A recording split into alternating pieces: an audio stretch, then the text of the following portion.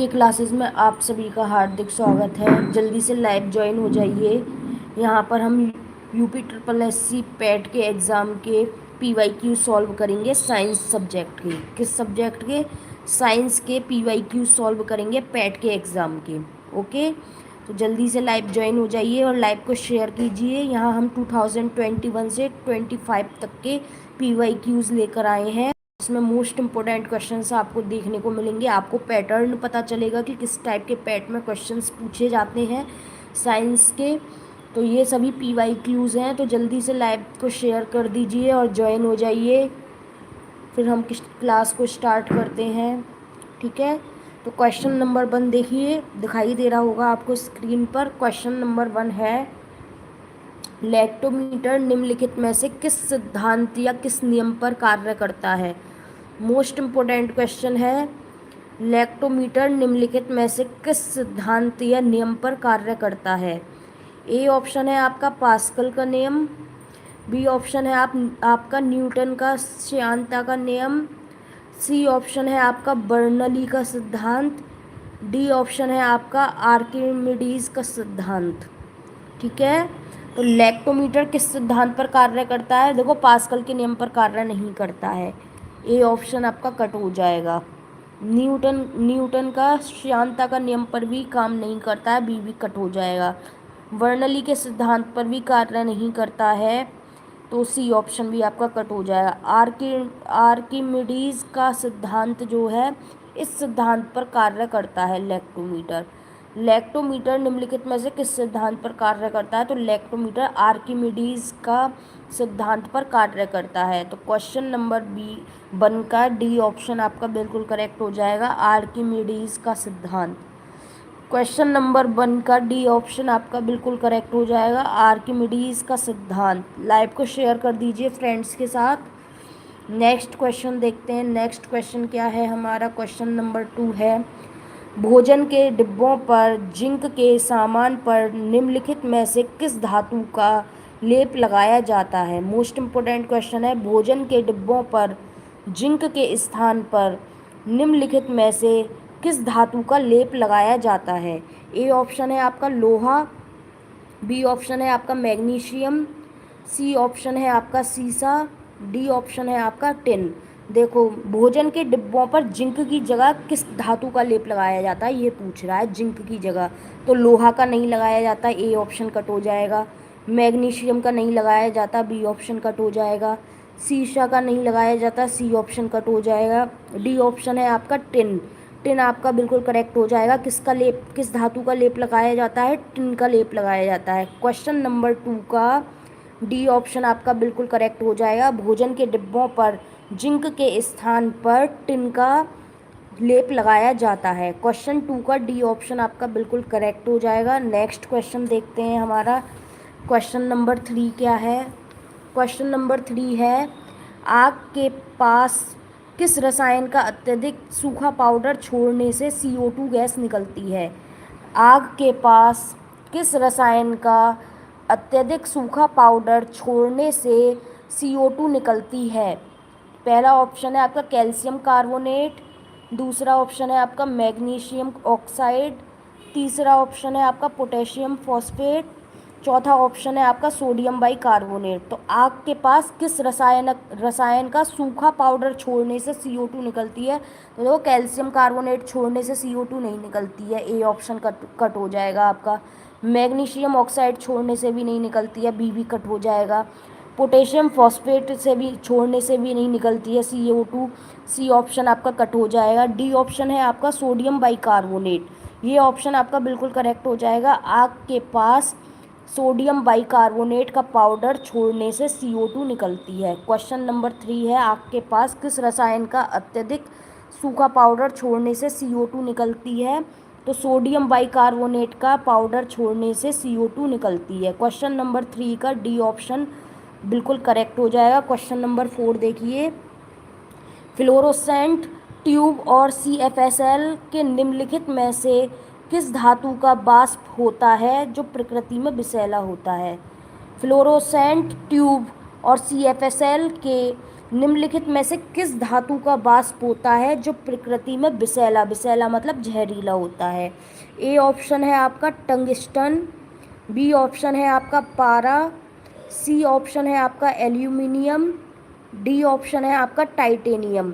तो question number 4 का A option तो बिल्कुल करेक्ट नहीं होगा, टंगस्टन कट हो जाएगा, एल्यूमिनियम कट हो जाएगा, डी ऑप्शन टाइटेनियम कट हो जाएगा। क्या आपका करेक्ट होगा? पारा। तो पारा आपका करेक्ट ऑप्शन हो जाएगा आंसर। फ्लोरोसेट ट्यूब और CFSL के निम्नलिखित में से किस धातु का वाष्प होता है जो प्रकृति में विषैला होता है? तो पारा का होता है। किसका होता है? पारा का होता है। क्वेश्चन नंबर 4 का बी ऑप्शन आपका बिल्कुल करेक्ट हो जाएगा, पारा। क्वेश्चन नंबर 4 का बी ऑप्शन आपका बिल्कुल करेक्ट हो जाएगा, पारा। नेक्स्ट क्वेश्चन देखते हैं, क्वेश्चन नंबर 5 क्या है? स्फिग्मोमैनोमीटर का उपयोग निम्नलिखित में से किसके मापने के लिए किया जाता है? स्फिग्मोमैनोमीटर का उपयोग निम्नलिखित में से किसके मापने के लिए किया जाता है? ए ऑप्शन है आपका रक्तचाप, बी ऑप्शन है आपका स्वररज्जु, सी ऑप्शन है आपका रक्त में ग्लूकोज की सांद्रता, डी ऑप्शन है आपका कंकाल की मांसपेशी द्वारा विद्युत गतिविधि। तो देखो स्वररज्जु आपका कट हो जाएगा, स्वररज्जु नहीं होता। स्फिग्मोमैनोमीटर का उपयोग किसे मापने के लिए किया जाता है? स्वररज्जु के लिए नहीं किया जाता है, बी कट हो जाएगा आपका। रक्त में ग्लूकोज की सांद्रता के मापने के लिए भी नहीं किया जाता है, सी भी कट हो जाएगा आपका। डी है कंकाल की मांसपेशी द्वारा विद्युत गतिविधि, नहीं, इसके लिए भी स्फिग्मोमैनोमीटर का प्रयोग नहीं किया जाता है, डी भी आपका कट हो जाएगा। ए ऑप्शन आपका बिल्कुल करेक्ट हो जाएगा। स्फिग्मोमैनोमीटर का उपयोग निम्नलिखित में से किसे मापने के लिए किया जाता है? स्फिग्मोमैनोमीटर का उपयोग रक्तचाप मापने के लिए किया जाता है। मोस्ट इम्पोर्टेंट क्वेश्चन है, स्फिग्मोमैनोमीटर का उपयोग रक्तचाप मापने के लिए किया जाता है। फिफ्थ क्वेश्चन का ए ऑप्शन आपका बिल्कुल करेक्ट हो जाएगा, रक्तचाप। क्वेश्चन नंबर 5 का ए ऑप्शन आपका बिल्कुल करेक्ट हो जाएगा, रक्तचाप। क्वेश्चन नंबर 6 देखिए, प्रतिरोध की एसआई इकाई क्या है? क्वेश्चन नंबर 6 है, प्रतिरोध की एसआई इकाई क्या है? ये अक्सर आपने पढ़ा होगा, प्रतिरोध की एसआई इकाई क्या है? ए ऑप्शन है आपका एम्पियर है, बी ऑप्शन है आपका वोल्ट है, सी ऑप्शन है आपका ओम है, डी ऑप्शन है आपका फैराडे है। प्रतिरोध की एसआई इकाई क्या है? देखो एम्पियर नहीं है, वोल्ट नहीं है, फैराडे भी नहीं है। प्रतिरोध की एसआई इकाई क्या है? ओम है। प्रतिरोध की एसआई इकाई क्या है? ओम है। ये तो बेसिक सा क्वेश्चन है, ये आया हुआ क्वेश्चन है, आपके सारे PYQs हैं यहाँ पर 2021 से 2025 तक के मैं PYQs करा रही हूँ पैट के एग्ज़ाम के। ओके, तो प्रतिरोध की एसआई इकाई क्या है? ओम है। क्वेश्चन नंबर 6 का सी ऑप्शन आपका बिल्कुल करेक्ट हो जाएगा। क्वेश्चन नंबर 6 का सी ऑप्शन ओम बिल्कुल करेक्ट हो जाएगा। नेक्स्ट देखते हैं, क्वेश्चन नंबर 7 क्या है? ये तो मोस्ट इम्पोर्टेंट क्वेश्चन है, अक्सर पूछा जाता है। नींबू का खट्टा स्वाद इनमें से किसकी उपस्थिति के कारण होता है? नींबू का खट्टा स्वाद इनमें से किसकी उपस्थिति के कारण होता है? ए है फॉर्मिक अम्ल, बी है ऑक्जेलिक अम्ल, सी है एसिटिक अम्ल, डी है साइट्रिक अम्ल। तो नींबू का खट्टा स्वाद किसकी उपस्थिति के कारण होता है? आपने बहुत पढ़ा होगा ये। देखो फॉर्मिक अम्ल नहीं होगा, कट हो जाएगा फॉर्मिक अम्ल। ऑक्जेलिक अम्ल भी नहीं होता, बी भी कट हो जाएगा। एसिटिक अम्ल भी नहीं होता, सी भी आपका कट हो जाएगा। साइट्रिक अम्ल कौन सा अम्ल होता है? नींबू में खट्टा स्वाद किसकी वजह से होता है? साइट्रिक अम्ल की वजह से होता है। नींबू का खट्टा स्वाद इनमें से किसकी उपस्थिति के कारण होता है? साइट्रिक अम्ल की उपस्थिति के कारण होता है। तो क्वेश्चन नंबर 7 का डी ऑप्शन आपका बिल्कुल करेक्ट हो जाएगा, साइट्रिक अम्ल। क्वेश्चन नंबर 7 का डी ऑप्शन आपका बिल्कुल करेक्ट हो जाएगा। नींबू का खट्टापन किसकी उपस्थिति के कारण होता है? साइट्रिक अम्ल की उपस्थिति के कारण। तो क्वेश्चन नंबर 7 का डी ऑप्शन आपका बिल्कुल करेक्ट हो जाएगा। क्वेश्चन नंबर 8 देखिए, कर्कट जनक रसायन से क्या होता है? क्वेश्चन नंबर 8 है आपका, कर्कट जनक रसायन से क्या होता है? ए ऑप्शन है आपका दमा होता है, बी ऑप्शन है आपका कैंसर होता है, सी ऑप्शन है आपका मधुमेह होता है, डी ऑप्शन है आपका हृदय रोग होता है। कर्कट जनक रसायन से क्या होता है? देखो दमा नहीं होता है, ए ऑप्शन कट हो जाएगा। मधुमेह डायबिटीज भी नहीं होती है, सी ऑप्शन भी आपका कट हो जाएगा। हृदय रोग, हार्ट से संबंधित रोग भी नहीं होते, डी भी कट हो जाएगा। कर्कट जनक रसायन से क्या होता है? कैंसर होता है। कर्कट जनक रसायन से क्या होता है? कैंसर होता है। ठीक है, क्वेश्चन नंबर 8 का बी ऑप्शन कैंसर बिल्कुल करेक्ट हो जाएगा, 8 का बी हो जाएगा। ठीक है, कैंसर, कर्कट जनक रसायन से क्या होता है? कैंसर होता है। 8 का बी आपका ऑप्शन बिल्कुल करेक्ट हो जाएगा, राइट आंसर हो जाएगा। नेक्स्ट देखते हैं क्वेश्चन नंबर 9 क्या है। 9 देखिए, त्वचा की ऊपरी सतह क्या कहलाती है? त्वचा की जो ऊपरी सतह होती है उसे क्या कहते हैं? ए ऑप्शन है विशिष्ट चर्म कहते हैं, बी ऑप्शन है चर्म कहते हैं, सी ऑप्शन है अधिचर्म कहते हैं, डी ऑप्शन है अंतर्श्वच्म कहते हैं। ठीक है, तो ये क्या पूछ रहा है? त्वचा की ऊपर वाली सतह क्या कहलाती है? ठीक है, स्किन की ऊपर वाली सतह क्या कहलाती है? तो विशिष्ट चर्म नहीं कहलाती है, ए कट हो जाएगा आपका। चर्म भी नहीं कहलाती है, बी भी आपका कट हो जाएगा। अंतःश्वच्म नहीं कहलाती है, डी भी आपका कट हो जाएगा। क्या कहलाती है? त्वचा की ऊपरी सतह अधिचर्म कहलाती है। त्वचा की ऊपरी सतह क्या कहलाती है? त्वचा की ऊपर वाली सतह अधिचर्म कहलाती है। क्वेश्चन नंबर 9 का सी ऑप्शन आपका बिल्कुल करेक्ट हो जाएगा। त्वचा की ऊपरी सतह क्या कहलाती है? अधिचर्म कहलाती है। 9 का सी बिल्कुल करेक्ट हो जाएगा, अधिचर्म। 10 क्वेश्चन देखिए, बिजली का प्रवाह सर्किट में कब होता है? आपसे पूछ रहा है 10 क्वेश्चन में बिजली का प्रवाह सर्किट में कब होता है, लाइट का प्रवाह सर्किट में कब होता है?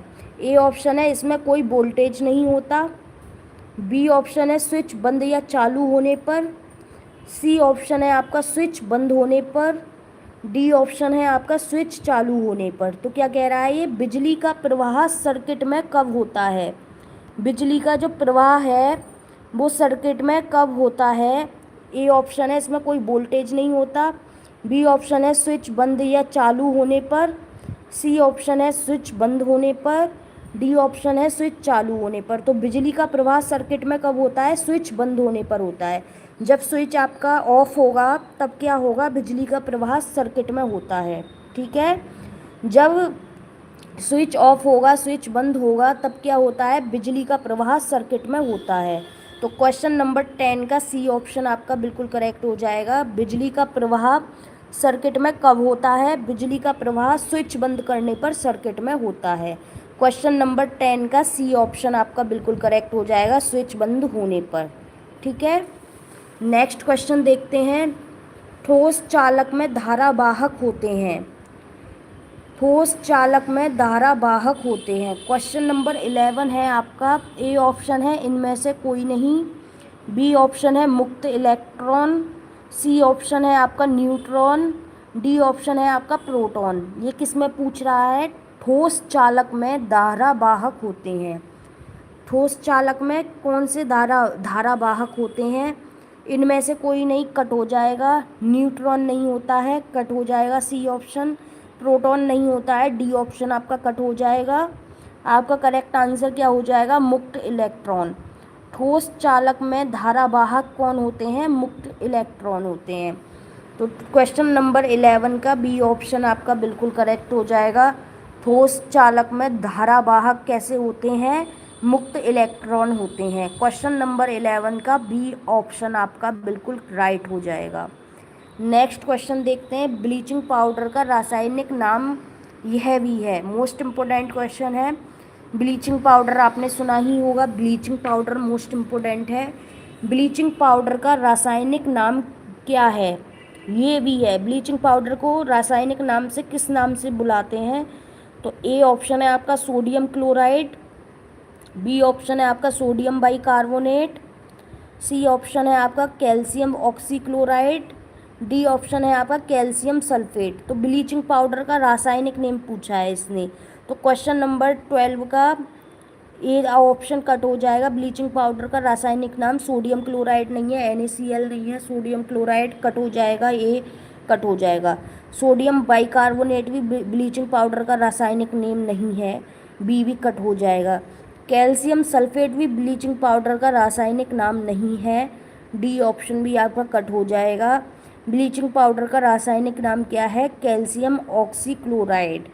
ब्लीचिंग पाउडर का रासायनिक नाम क्या है? Calcium oxychloride. तो 12 का सी ऑप्शन आपका बिल्कुल करेक्ट हो जाएगा। ब्लीचिंग पाउडर का रासायनिक नाम यह भी है, क्या है? Calcium oxychloride. कैल्शियम ऑक्सीक्लोराइड को ही हम ब्लीचिंग पाउडर कहते हैं। कैल्शियम ऑक्सीक्लोराइड को ही हम क्या कहते हैं? ब्लीचिंग पाउडर कहते हैं। क्वेश्चन नंबर 12 का सी ऑप्शन आपका बिल्कुल करेक्ट हो जाएगा, कैल्शियम ऑक्सीक्लोराइड। नेक्स्ट क्वेश्चन देखते हैं। क्वेश्चन नंबर 13 है आपका, 18 कैरेट सोने में खरे सोने का प्रतिशत कितना है? 18 कैरेट सोने में खरे सोने का प्रतिशत कितना है? ए ऑप्शन है आपका 100%, बी ऑप्शन है आपका 80%, सी ऑप्शन है आपका 75%, डी ऑप्शन है आपका 60%। तो ये कह रहा है 18 कैरेट सोने में खरे सोने का कितना प्रतिशत है? 18 कैरेट सोने में खरे सोने का कितना प्रतिशत है? तो देखो 100% नहीं होता है, ए ऑप्शन आपका कट हो जाएगा। 80% भी नहीं होता है, बी भी कट हो जाएगा। 60% भी नहीं होता है, डी भी कट हो जाएगा। 18 कैरेट सोने में खरे सोने का कितना प्रतिशत होता है? 75% होता है। 18 कैरेट सोने में खरे सोने का 75% होता है। तो क्वेश्चन नंबर 13 का सी ऑप्शन आपका बिल्कुल करेक्ट हो जाएगा, 75%। क्वेश्चन नंबर 13 का सी ऑप्शन आपका बिल्कुल करेक्ट हो जाएगा, 75%। 14 क्वेश्चन देखिए, संतरे में बहुतायत में क्या होता है? कौन सी विटामिन होती है संतरे में? मोस्ट इंपोर्टेंट क्वेश्चन है, सिंपल सा क्वेश्चन आया है। देखो ये, संतरे में बहुतायत में क्या होता है? ए ऑप्शन है इनमें से कोई नहीं, बी ऑप्शन है विटामिन बी, सी ऑप्शन है विटामिन ए, डी ऑप्शन है विटामिन सी। तो देखो संतरे में इनमें से कोई नहीं, तो काट दो ऑप्शन। संतरे में क्या होता है? विटामिन बी होती है? नहीं, विटामिन बी नहीं होती संतरे में, बी ऑप्शन काट दो। विटामिन ए होती है? विटामिन ए भी नहीं होती है संतरे में, काट दो। विटामिन सी होती है संतरे में, क्या होता है? विटामिन सी होती है। मोस्ट इम्पोर्टेंट क्वेश्चन है, संतरे में बहुतायत में मतलब बहुत मात्रा में क्या होता है? संतरे में बहुतायत में विटामिन सी होती है। तो संतरे में बहुतायत में कौन सी विटामिन होती है? संतरे में कौन सी विटामिन होती है? विटामिन सी होती है। क्वेश्चन नंबर 14 का डी ऑप्शन आपका बिल्कुल करेक्ट हो जाएगा, संतरे में बहुतायत में विटामिन सी होती है। 14 का डी हो जाएगा। नेक्स्ट देखते हैं 15 क्वेश्चन। 15 क्वेश्चन है आपका, हवा से कौन सी अम्लीय गैस वर्षा के पानी में घुलकर कार्बोनिक एसिड H2CO3 बनाती है? हवा से कौन सी अम्लीय गैस वर्षा के पानी में घुलकर कार्बोनिक एसिड H2CO3 बनाती है? हवा से कौन सी अम्लीय गैस बारिश के पानी में घुलकर कार्बोनिक एसिड H2CO3 बनाती है? ए ऑप्शन है आपका नाइट्रोजन, बी ऑप्शन है आपका ऑक्सीजन, सी ऑप्शन है आपका कार्बन डाइऑक्साइड, डी ऑप्शन है आपका सल्फर डाइऑक्साइड, ई ऑप्शन है आपका उपयुक्त में से कोई नहीं। ठीक है, तो देखो नाइट्रोजन कट हो जाएगा, नाइट्रोजन नहीं होता है। ठीक है, नाइट्रोजन नहीं बनाती है, नाइट्रोजन कट हो जाएगा। ऑक्सीजन भी आपका कट हो जाएगा, सल्फर डाइऑक्साइड डी ऑप्शन भी आपका कट हो जाएगा, ई ऑप्शन भी आपका कट हो जाएगा, उपयुक्त में से कोई नहीं, ई ऑप्शन भी आपका कट हो जाएगा। सी ऑप्शन आपका बिल्कुल करेक्ट हो जाएगा, कार्बन डाइऑक्साइड। हवा से कौन सी अम्लीय गैस वर्षा के पानी में घुलकर कार्बोनिक एसिड H2CO3 बनाती है? कौन सी गैस बनाती है वर्षा के पानी में घुलकर carbonic acid H2CO3? Carbon dioxide gas बनाती है। कौन सी गैस बनाती है? कार्बन डाइऑक्साइड गैस बनाती है। तो 15 का सी ऑप्शन आपका बिल्कुल करेक्ट हो जाएगा, कार्बन डाइऑक्साइड। नेक्स्ट क्वेश्चन देखते हैं। नेक्स्ट क्वेश्चन क्या है हमारा, ऊंट अपने डैश में बसा करता है। ऊंट किस में अपनी बसा को इकट्ठा करता है? ये क्वेश्चन है। क्वेश्चन नंबर 17 देखिए, ऊंट अपने डैश में बसा करता है, इकट्ठा करता है मतलब पेट में करता है, बी पैर में करता है, सी पाद में करता है, डी हम्प में करता है, ई उपयुक्त में से कोई नहीं। ऊंट अपने डैश में बसा करता है इकट्ठा, किस में करता है? देखो पेट में नहीं करता, ए कट हो जाएगा। पैर में भी नहीं करता, बी भी कट हो जाएगा। पाद में भी नहीं करता, सी भी कट हो जाएगा। इनमें से कोई नहीं, ई ऑप्शन भी कट हो जाएगा। किस में करता है? ऊँट हम्प में करता है। ऊँट अपने हम्प में बसा करता है। तो ऊँट कहाँ पर अपनी बसा एकत्रित करता है? तो ऊँट जो है हम्प में बसा एकत्रित करता है, इकट्ठा करता है। मतलब इसमें पूछ रहा है कि ऊँट अपनी किस में बसा इकट्ठा करता है। तो ऊँट किस में बसा इकट्ठा करता है? हम्प में, अपने हम्प में बसा इकट्ठा करता है। तो क्वेश्चन नंबर 17 का डी ऑप्शन आपका बिल्कुल करेक्ट हो जाएगा, हम्प। क्वेश्चन नंबर 17 का बिल्कुल करेक्ट हो जाएगा, ऊँट अपने हम्प में बसा इकट्ठा करता है।